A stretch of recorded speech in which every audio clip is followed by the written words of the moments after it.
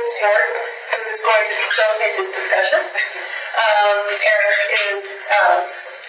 has an institutional perspective, and you're going to hear a variety of perspectives from this panel. Institutional, family office, foundation. We're going to hear about market-based returns in terms of solving city problems. We're going to hear possibly about other ways of thinking about either grant capital or PRI capital. But you have a wonderful panel. And I'm just going to say that we're going to have Q&A at around 2:15. We're going to try to keep on schedule and end around 2:30. We might go a little bit over, which is fine. But this panel is about investing in cities and all the different ways one can think about that in your portfolio.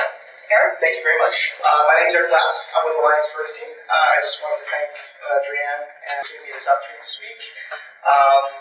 And some people, Allison, I think, is in the room. Thank you very much for hooking me up with Drianne.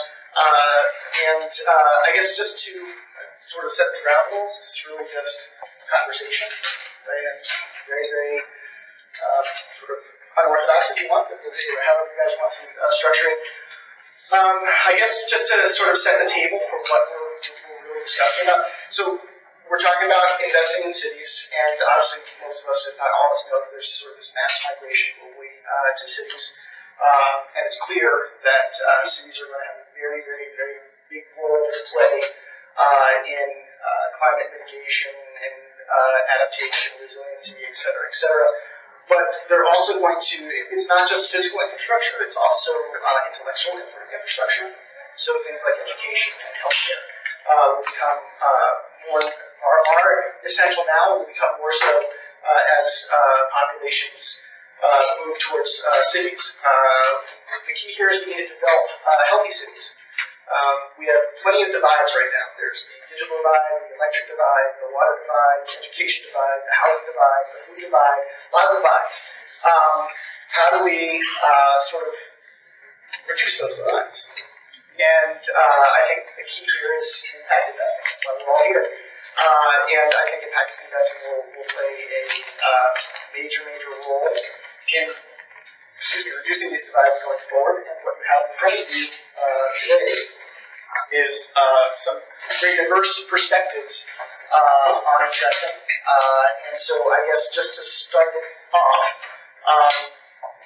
I guess I'll just introduce my side again. I'm a portfolio manager on the fixed income side at Alliance First Team, and we just launched a municipal impact portfolio. And so what we're doing is we are looking to promote and favor investment in underserved and low socioeconomic status communities through various municipal sectors. Those being something like electric utility, water and sewer, education, healthcare, mass transportation, et cetera, et cetera. So we've launched that it is sort of a mainstream concept. Probably there was people here for the last discussion. It's not very funky. It's a pretty sort of core part of one's asset allocation. But that's what we're doing right now. And so that's who I am. And so I just wanted everybody here on the panel, welcome to you all, and also just sort of given the diversity of perspectives that are here, please just take a moment, some time to introduce yourself, your organization, think about and sort of discuss the most impactful investment that you think that you and your organizations make towards healthy cities. And effectively, these are impact investors. How can you facilitate those trades? Okay. Thanks, Eric. Sure. Hi, I'm Deborah Schwartz, and I lead the impact investment practice at the MacArthur Foundation. We're a global foundation headquartered in Chicago, and we've been making what are now called impact investments for about 30 years. We have $500 million of the foundation's assets designated solely for impact investments. And I think because we are a foundation, we own the assets, and we don't have to return the capital to other investors, and we have carved them out from the rest of our endowment, we are really in a position to do the kind of impact investing that we heard Elizabeth Littlefield talk about this morning is something that she hoped foundations would do. And that is to say we can make investments that are more customized, more patient, often lower cost in terms of the yield, and certainly more risk tolerant. And we have very often played what is called a catalytic role in multi-investor stacked or blended pools of capital and been what we think of as the but-for piece, that but for our participation might not be able to bring all of the money together in a way that works not just for the investors, but most importantly works for the entrepreneur, the intermediary, the organization, the sector that needs the capital. In terms of what I think of, I'm not sure, well, two things. I'm not sure impactful is a word. I'm sort of working that out in my mind. I'm making this up. But I think most people use it as a word. There's some English teacher somewhere, her voice is echoing in my head. But in terms of what has been a high impact investment that we've made in cities, I actually don't know that I have a calculus to say which is the most, but I'll give you a couple of quick examples so that we get to the others. In housing, we have done financing for many years, both in the rental and in the home ownership arena. And in the rental housing arena, we have financed the preservation and improvement of existing rental properties.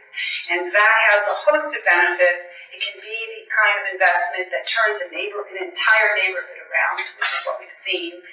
You have a property in Washington, D.C., that and another one in the University of Chicago, just south of it, where you had hundreds of families living in conditions that were really, really unsuitable. And now they have playgrounds, they have a computer center, they have an athletic facility, and it is a completely transformed community, and it's anchoring the revitalization of the entire area. We've also, similarly, we've used mortgage finance. We've financed intermediaries that provide mortgages to low-income and minority homeowners, and that helps not only create access and build wealth, but again, in the wake of the foreclosure crisis, it was really a key instrument in helping some neighborhoods recover when other conventional lenders would not provide mortgages for the homes that were being rehabbed in those low-income minority communities. There are institutions called CDFIs, Community Development Financial Institutions. They exist across the country, and we provided probably about $4 billion of capital to CDFIs, very, very minimal losses over the years. Typically, a loan to a CDFI might be 10 years, however, so that may be an issue for some investors. And it's typically probably not going to yield more than 2 to 3%. But those loans, in turn, get turned into lots and lots of smaller loans for housing, for childcare, for charter schools, for job training centers, for health and human services facilities. It's an incredibly high impact way to contribute capital into the ecosystem of an urban environment. Finally, we're seeing a lot of newer things. We're seeing in Chicago and around the country urban agriculture, urban farms, where they can provide employment for ex-offenders. For example, the produce that is raised is sold at farmers markets, provides revenue and income to repay financing.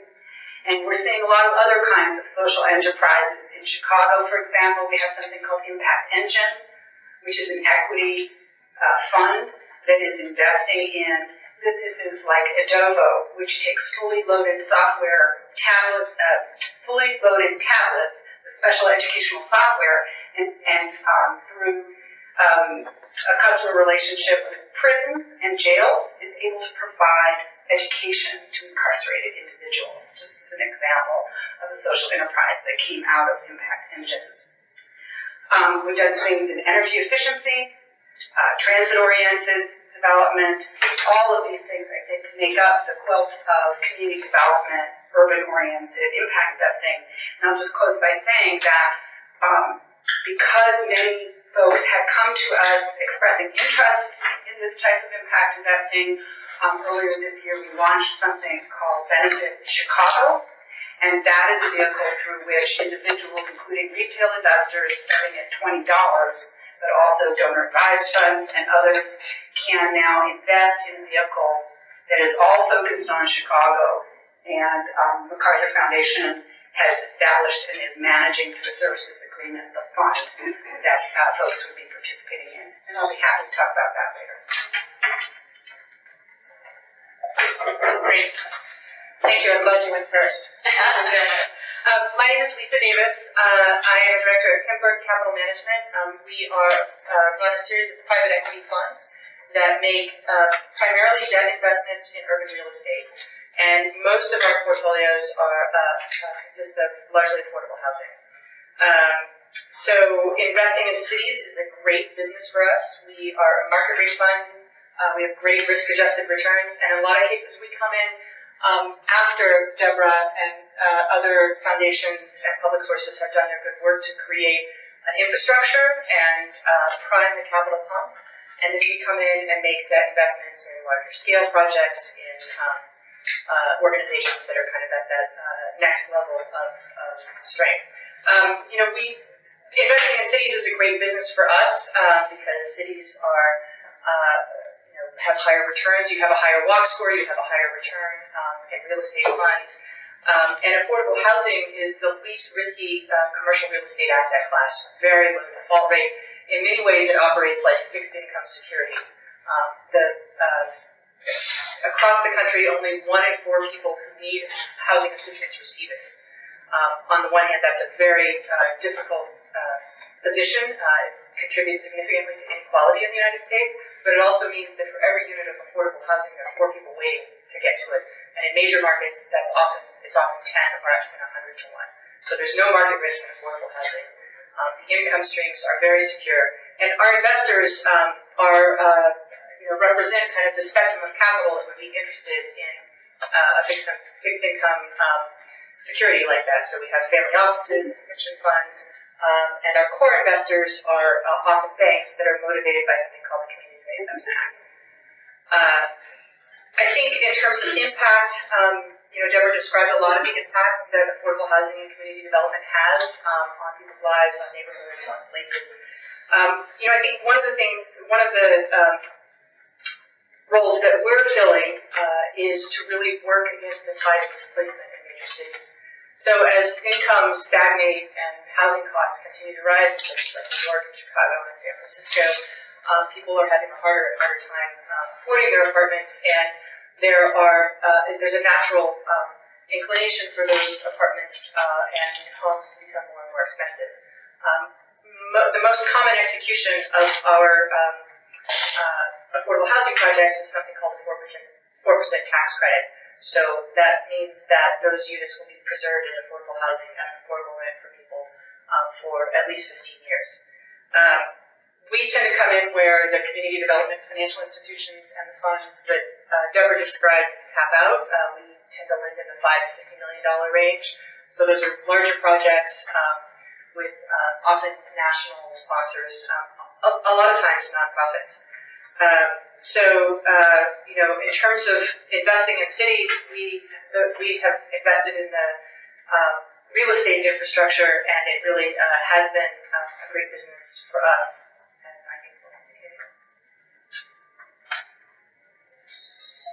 Hi, I'm Eileen Neely. I'm with Living Cities.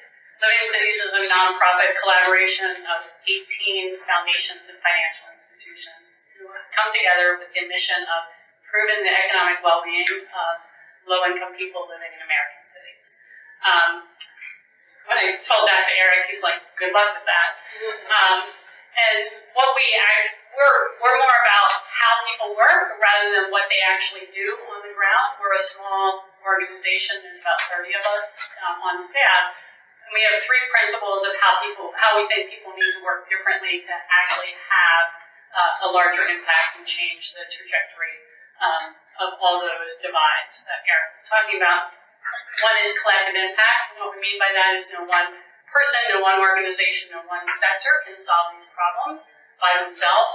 people need to come together and cross those sectors and work differently together. And it doesn't mean just come together and collaborate. It means actually agreeing on what you're going to do, what you're aiming to, what's your big North Star, how you're going to measure that, and if you find you're not on the path to getting there, you all agree to change your behavior.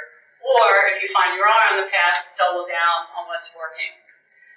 Secondly, is public sector innovation. And for too long, philanthropy has tried to work around government, and that just won't work. If you look at how much philanthropy spends in a year, and then how much government spends, in 4 days, government has spent more than philanthropy.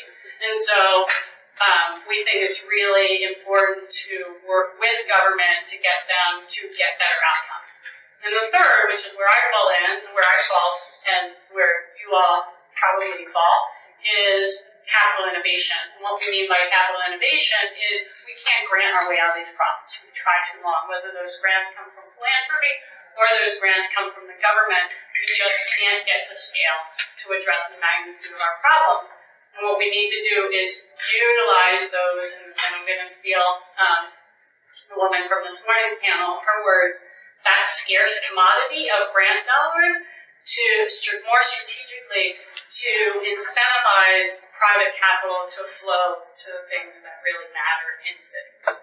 And so what we do, my team, is we work to encourage that changing of those capital flows things.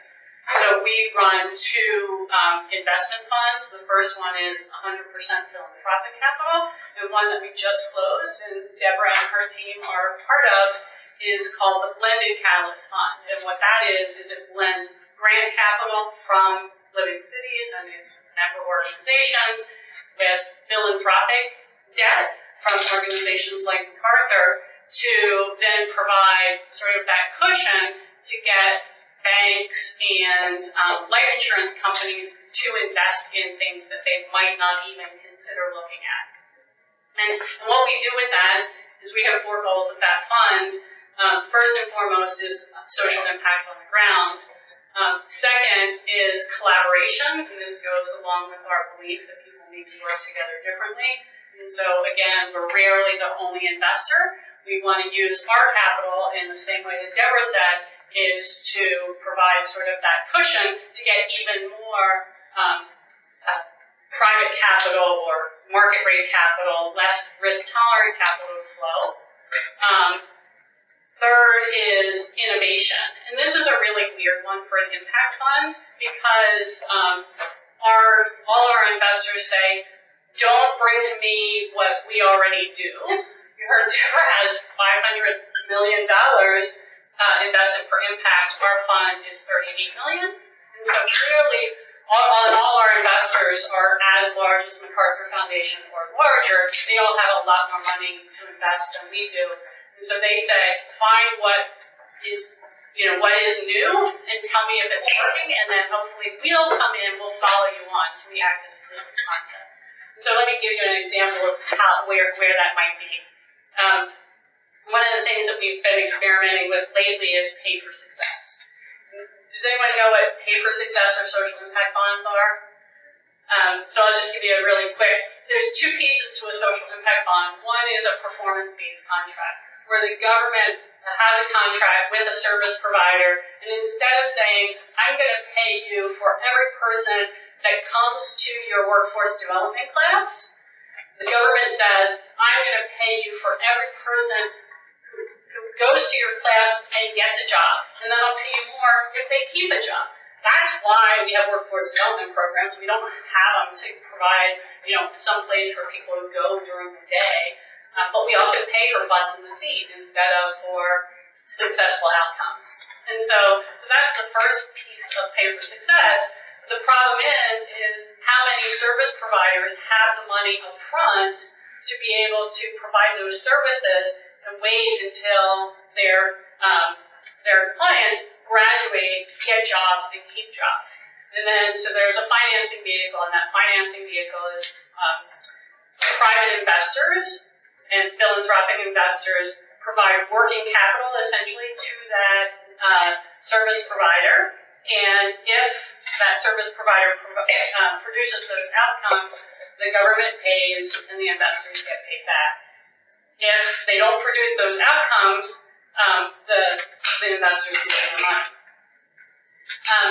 So we think this is a really promising practice for several reasons. One, it changes the way governments think about what they're spending their money in, what they're investing in.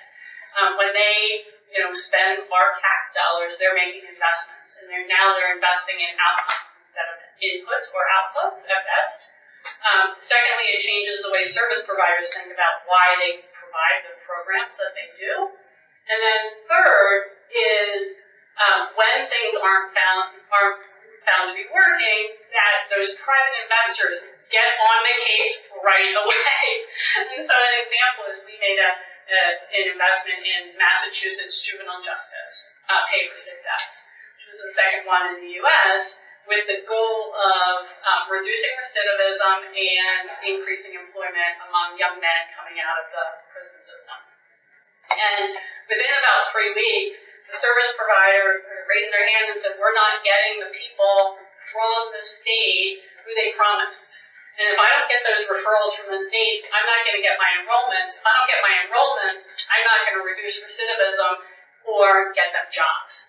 And so basically, immediately, everybody came together, the investors, the evaluator, the state, to say, what can we do to address this problem? And we've been working for about the last year to address that problem. It seems easy. There's plenty of young men coming out of the prison system, right? We can go into all the reasons why we had problems with it. It's a whole other story. And there's a panel about it in 2 days. But the critical thing here is when I asked the service provider, if that had been a grant-funded program and you found you had that problem, what would have happened? And they said, well, I would have called the grant maker and they would have said, oh, that really sucks. Put it in your grant report, and I know it's not your fault. And that's kind of why, we think that private capital as a forcing mechanism for better outcomes really has promise. Not the panacea to everything, but it certainly has promise, and that's the kind of innovation that we're investing in. Hi everyone, my name is Taj Symposium, and I work for an organization called Sea Change Capital Partners. So Sea Change was originally founded by 3 former Goldman partners with the intention of bringing banking services into the nonprofit sector, with the hopes of connecting donors and also organizations so that they can achieve greater social impact. So at Sea Change, I currently manage our credit portfolio, which consists of 2 funds, and they're both focused, it's around the topic of investing in cities, they're both focused specifically on the New York City region. So one of our funds, the Contact Fund, is a private investment fund that essentially raises capital from individual investors and deploys it into community development organizations that are working on behalf of low-income New Yorkers. And so our investors, we have about 60 investors who earn interest rate of anywhere from 2.75 to 3.5, depending on the duration of the note that they are holding. And so our fund, because we're so small and specifically focused on the New York City region, we're able to really support a lot of these organizations that are approaching us in ways that are much more flexible than a conventional lender would be able to. So what that usually looks like is project financing, right? So we'll come in during a multi-stage project and fund at certain critical junctures. And we're really looking to be a partner with the nonprofits and help them during, moments where other avenues are not necessarily there for them. Because we operate under the premise that getting access to credit is very difficult for nonprofit organizations because of the perceived risk that can be associated with a lot of the initiatives that they're taking on. And our other fund is the New York Pooled PRI Fund, which we endearingly call MyPri, and that is an initiative, a joint initiative between 4 foundations, Sea Change, to make program-related investments in New York City. And so what that looks like is a little different from Contact Fund in the sense that PRI investors can opt in and opt out into each investment, and that usually depends on the mission of the particular organization that we're looking at. So on Sea Change's end, we sort and we conduct all the due diligence and we manage the investment, but ultimately the decision is up to the foundation as to whether they want to participate. So just to give an example quickly about, one of the investments that we worked on recently that is a great way to show how we're investing in New York City in particular. We recently invested in a community development organization in East New York, and it's a very large organization that has been in that community for a very long time and has been providing affordable housing, affordable childcare, and they were looking to purchase a space in East New York so that they could expand their childcare services. And they approached us, and wanted us to be the most subordinate lender in that case, which is a role that many lenders are not willing to take. And that's something that we can do because we are very engaged with our borrowers throughout the project process. And this particular project was very important to us because given the rise in rents that we're seeing in New York City, it's important that community development organizations and other nonprofits are able to really secure their place in New York and not get priced out. So that's one of the many types of investments that we look at. And we're really looking to create and facilitate transactions that can enable nonprofits to achieve greater social impact. Hi there, my name is Ivan Frischberg. I run the sustainability banking practice at Amalgamated Bank, and I'm part of our impact investing team. We're a bank, and so our history is almost just over 90 years of banking primarily in New York City, but increasingly with a national footprint. We were started by immigrant workers in the city who couldn't get access to financial services, and so the bank was created. And over our history, we have done product development such as the remittance system so that migrant workers could send funds back to their families overseas. We have done the first unsecured consumer credit to working families, and have a history that reflects sort of a progressive mission and a values-based mission. At this point, we really are the premier sort of banking vehicle for the progressive community, and that means political campaigns, everything from local and state folks to being the exclusive banker to the Hillary Clinton campaign. We obviously still have a great deal of business in the labor sector, both on the investment side as well as commercial banking and many, many nonprofits. So really, if you look at our client base, all of what we feel like we do is impact banking, because we are serving clients and people who are making the world a better place. Our principal role is not as investors. So we do CDFI lending, we do affordable housing lending, but really as a bank, our role is more to be the plumbers and help people with the architecture that they need to be able to meet their goals. So from our sort of early history of product development to meet a mission, I think we frankly got stagnant for a while around that, and now that has been rejuvenated over the last few years at the bank. And so we are creating new workforce housing funds that will help in some of the cities where prices are outrageous, to make sure that teachers, firefighters, police officers, nurses can afford to live in the communities that they serve. That's at the behest of a lot of our Taft-Hartley clients that have those members inside their communities. We just established a partnership with the Impact Finance Center of Colorado and the Forum of Regional Association of Grantmakers.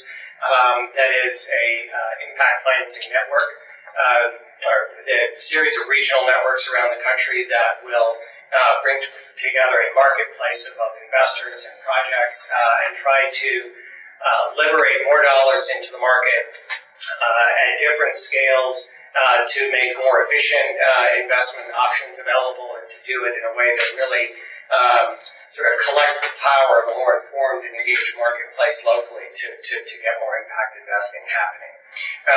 We also do what I think of as specialty lending. We have a project that we just launched in philanthropy backed, but doing financing for women's health clinics across the country, but mostly in the South, that aren't able to get the kind of working capital that they need and to be able to set up and run their operations. And so we have figured out the mechanisms to be able to lend in at very low rates with a loan loss reserve fund and ensure that those clinics can be open.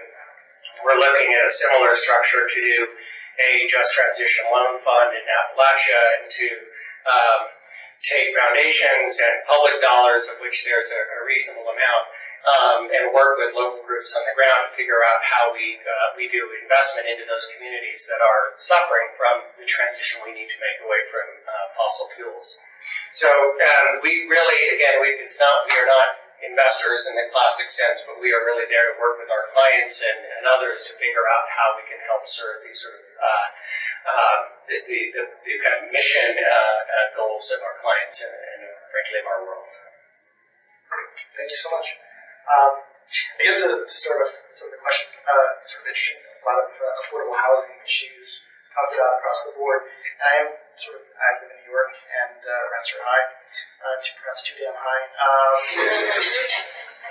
So there's clearly going to be a friction between affordable housing, gentrification, social justice. So how, and obviously social justice is like a very, very large sort of consideration here. How are your organizations sort of incorporating that into what you do? I think one of the reasons that we began working on the preservation of existing affordable rental housing, and we began that work in 1999. It was a 15-year initiative and $150 million of capital and $50 million of grants, and colleagues who helped us with some of that investing here, Steve Coffey. One of the things that really struck me when I became aware of this challenge that the majority of the country's rental housing is, first of all, older, and second of all, the housing that's the most affordable has on it often, if not outright subsidies, it has things that are embedded in it that created affordability restrictions from the government, whether that was local units of government or federal government restrictions. And what was happening is that the time horizon on those, when they were created, was 40 years, but 40 years had arrived, and has been arriving. And now we have the low-income housing tax credit, which is the only new subsidy program we have in the country today. But that has a 15-year time horizon, as Lisa mentioned, and those tax credit projects, their restrictions have been lifting. And what was happening was that properties were either flipping upstream and becoming gentrified and becoming forced for that, or in weak markets, equally problematic and sometimes more so, they're falling apart and leaving a community without any rental housing at all. What I liked about preservation, I think, from the start, was that it was a way that in a community that was improving, the low-income people that had lived there when it wasn't great would get to stay, would get to reap the benefits, and could create a natural way for a mixed-income community to arise if done correctly.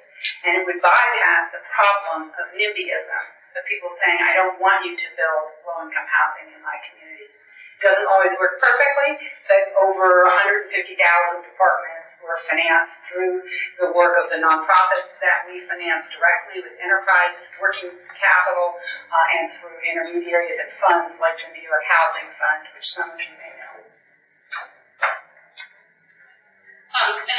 What is amazing is we're sitting here in New York, and I'm from Washington, D.C., and is we think that gentrification is happening everywhere. And in a lot of the cities where we work, I hear the statement, gentrification, that's a problem we wish we should have. That's when you need to take care of the affordable housing. But once you start to see the gentrification train coming, it's too late. And so we are working with a group of small foundations in Dallas, and we're going to co-invest with them, and basically we're acting as impact investing evangelists by teaching them how to think about impact investing. And given that they all have very different missions, affordable housing and investment in an underinvested community within Dallas was something they could all agree on. And there's a private equity impact fund who is investing in South Dallas with a sponsor of the city of Dallas. South Dallas is where the majority of African Americans in Dallas live. It's 40% of the geographic mass of Dallas, but 10% of the tax base. And the cities need to encourage investment. We think that we need to prove out that you can invest in underinvested markets and still make money. So the theory was any investment is good investment. And when they came to us and said, we want you to be part of our fund, we asked about things like dislocation, about preservation of affordable housing. And they're like, we don't have to worry about those things. We got it. This is where the African Americans in Dallas have lived for years. And if you especially when you look close into downtown, somewhere that's less than a mile from downtown, that's going to be where displacement happened. And so what we did is this private equity fund, which, very, really well-meaning, but didn't have this lens on their impact investing. We and this group of local foundations said, we have concessionary, we have low interest requirements. We will agree to co-invest with you, which will then bring the interest rate for the development down, so you can put affordability restrictions on them. You can put local hire requirements on them. You can put contracting with minority and women-owned businesses on them. And so they're not doing that with every one of their investments, but that's the way we can incentivize this. Make sure that you're addressing this affordable housing non-displacement before it's too late. So as the person on the panel with non-concessionary returns and affordable housing, it might be tempting to think that we are also involved in driving gentrification, and I think that actually we end up doing the opposite. There's a recent CoreLogic is a major real estate research firm study that looked at apartment buildings across the country and rated them on a scale of 1 to 5 stars, with the 4 and 5 star buildings being sort of luxury buildings, and the 3, 2s, and 1s being C and B and B class multifamily housing. In almost all metros, the 1s and 2 stars were affordable to families making less than 80% of area median income. In most metros, the 3s were. And in those buildings, the vacancy rates were much lower. The returns were much more consistent, less volatile over real estate markets, and that's the place where I think we invest. We have, that's why we have the sort of risk-adjusted returns that we have. We, for our last fund, we paid a quarterly dividend of 8% and had a total IRR of 11 to 13%. Those are not private equity returns, but those are really good private debt returns. And I would I think that it's one of the best risk-adjusted private debt returns that you can find out there. And the reason is this housing stock is important, stable, and provides a benefit to cities that I think is long-term. So our private investment fund, Contact Fund, is technically sector agnostic, but because of the type of investment that we tend to facilitate, we found that oftentimes most of the organizations that were reaching out to us were in the affordable housing space. They were not finding that grant or CFIs or conventional banks were lending to them. So it just so happens that they require capital that's much more nimble and is able to work with them throughout certain project stages. So just to think of one organization recently that told me, they were looking to purchase a property in Brooklyn, and they were outbid by $5 million. And so that to us was very staggering, that there's real problem that's not being addressed, and there's capital needs that a lot of the organizations that we work with have, yet they're unable to meet that. So that signals to us that private investors, as well as institutional investors, there's lots of opportunity in this space for them to play a role, and that's what we're really seeking to do, so that affordable housing, affordable child care organizations that are working with low-income populations in New York City are not being pushed out of the city. Take this opportunity not to answer every question. That's right. Yeah, it's time to go to the audience. Sorry, so please. Hi, Katie Walsh. I'm from Target Disclosure project VP, and I oversee our city's program for North America. The question I have specifically is on, we've talked a lot about affordable housing, and so, which is great and in terms of the investing option. Is the E in your investment work in environmental, is that due diligence, climate change focus? How does that fit into your investment strategy? I will answer that one. Let's go first. So we just adopted a position of divesting from climate risk, and in doing so, we joined the Divest Invest philanthropic network, took our version of their pledge. What was more, and this is really just restricted to our assets, it's not the assets we're managing for our clients. But what was, I think, to me more important about it was not about saying, okay, we're going to take fossil fuels out of an index fund, but it was saying, okay, on the lending that we do, we need to look at climate risk and start to become, so everything that BlackRock was saying on the panel earlier about, addressing physical impacts and about addressing regulatory impacts, and start to apply that to all of the finance work that we do. And it started as part of a project to go through and be 100% renewable and net zero, carbon net zero as a bank. But we took our kind of map and we plotted out where all of our properties in the New York and the city area were, and we then put the Climate Central flood maps on top of it, and we sat down with our people and said, okay, this is what it looks like. And then maybe it's a 100-year flood projection, so it's not going to impact the 20 years that's remaining in those mortgages or something. But that sort of is a good picture of what we're having to deal with and why you have to start addressing that kind of risk now. So we are just in the process of starting to address climate risk throughout all of the work that we do and think about it in a pretty comprehensive way.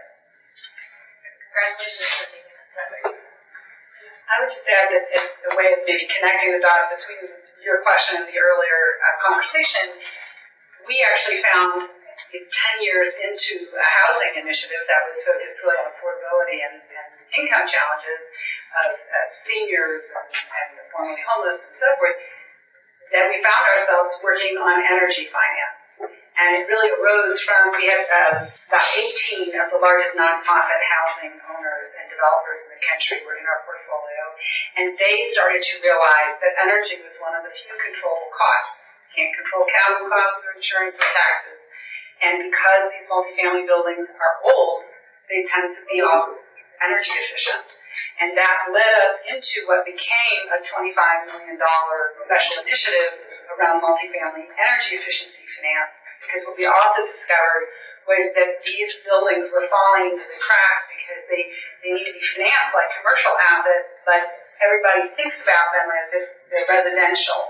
And so most of the programs that the utilities had and all of this really weren't designed for the multifamily sector. Some things that have come out of that is funding one of the early demonstration projects of on-bill financing for improvements where you get a loan to fix your building and then you pay the loan back with the savings on your energy bills, and as a result you're able to just basically pay the same energy bill you were paying before and pay back the loan. We did that up in Oregon. In Chicago we created Energy Savers, which has financed the retrofit of over 20,000 apartments. One of the discoveries was that sometimes we didn't actually have the financing available, and we had set it up in a very special way because even the community development lender was skittish about making loans they weren't sure were going to be repaid, and they were a classic capital gap problem going back to this but-for, because they were very small in size. So for a normal bank, maybe Mountain would make these loans. These are very small loans, like, $20,000 loans on buildings that already had multiple mortgages. So they also have to be sometimes, if not totally unsecured, deeply, deeply subordinated. So these were really challenging, but we've had now almost 10 years of track record. It's done beautifully, and the owners are seeing like 20% energy reductions. Department of Energy, Rockefeller Foundation, and others have started to finance to participate in that model. And there are other models using property tax abatements and other kinds of things. So it turns out that these agendas can kind of link up just with resilience, because I think making improvements to make a house more resilient in the face of climate challenges also can lead to and improve stock. Good afternoon. My name is Karina Sosa, and I'm in this conference today in both a personal capacity and a professional capacity. Through family funds, I used to invest in a contact fund and got to experience what it meant to have a borrower go bankrupt, and the first thought was really testing what is our appetite for risk and when the returns are at those levels. So there's a level of personal interest that I appreciate. I also work near City Housing Authority, near City Public Housing or projects to some, and for what cities do for public housing and affordable housing, sometimes people don't know. In New York City, it's those are the brick buildings with the grass between the sidewalk and the ground building, the grass moats that we call it. And because public housing has been divested from through the national government for almost about 20 years now, we're pushing really hard to figure out how to diversify our revenue base and how to have public housing be listed in that list that you said at the beginning, Eric, right? That we are as vital to public infrastructure as education and transit and healthcare.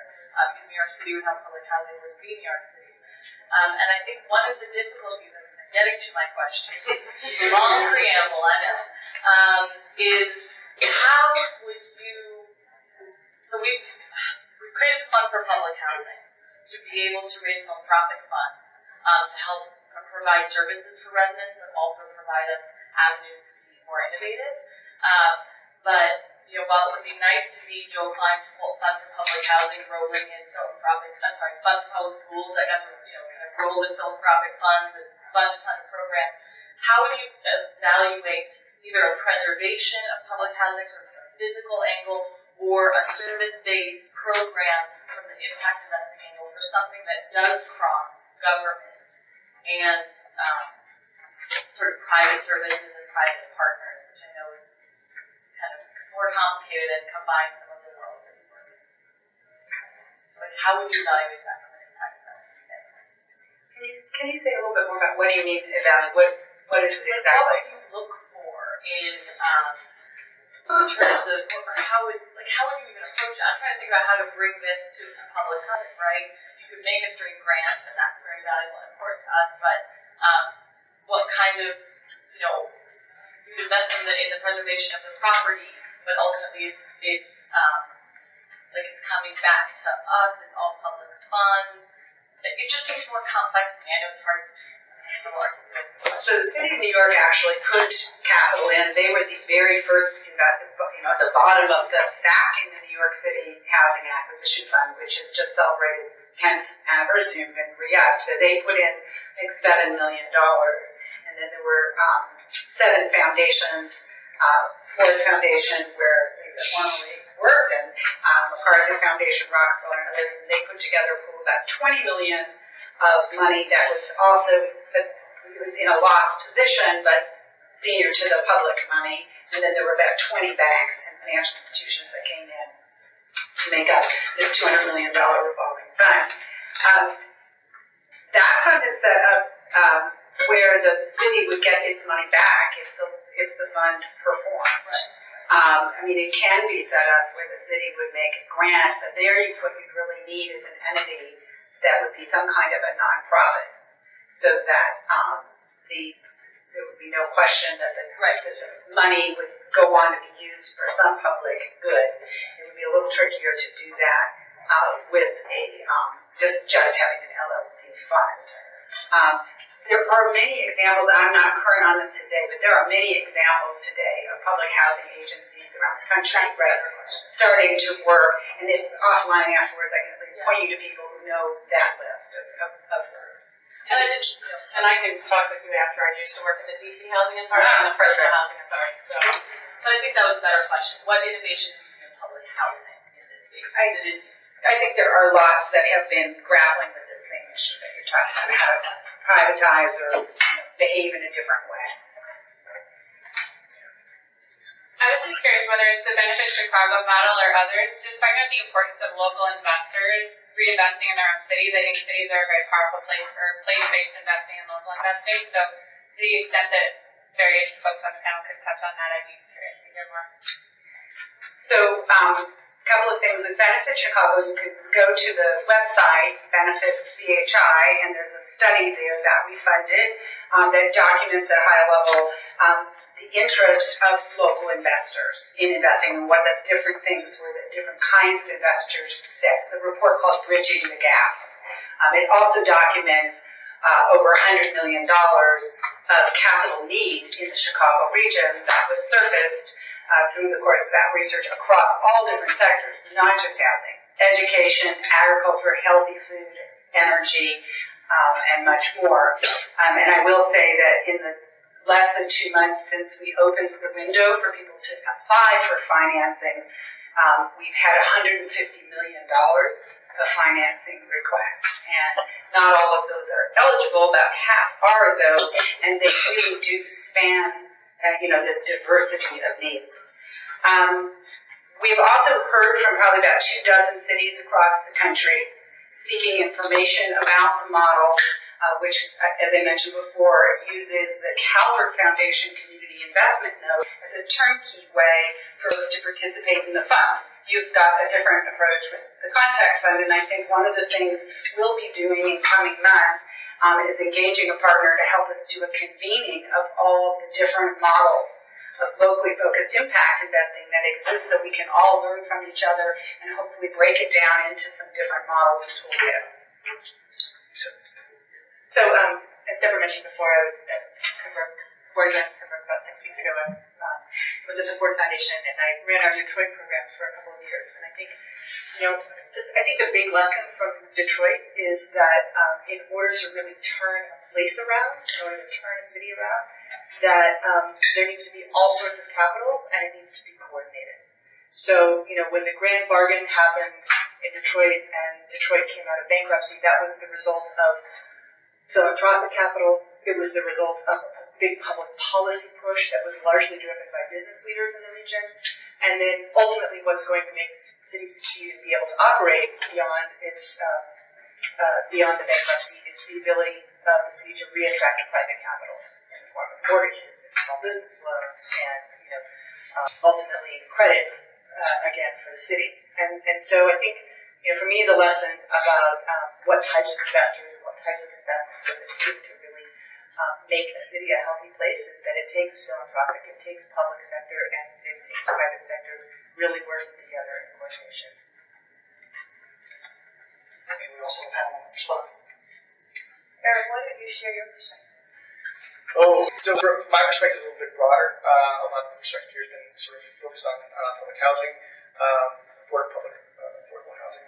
Our perspective is a little bit, we're looking to, like you mentioned earlier, through market rate, and I actually believe higher than market rate returns, address address needs in the underserved communities through various sectors in the municipal market. We take a very formal and I think stringent approach to evaluating our municipalities and our potential investments, all in an attempt to create best in class. We believe that our investors are trying to get the biggest impact bang for their investment dollar, and so we're really trying to home in on that. And we're just in the beginning phases of this. I think we're sort of at the time where we have to disband. But obviously, a very good conversation.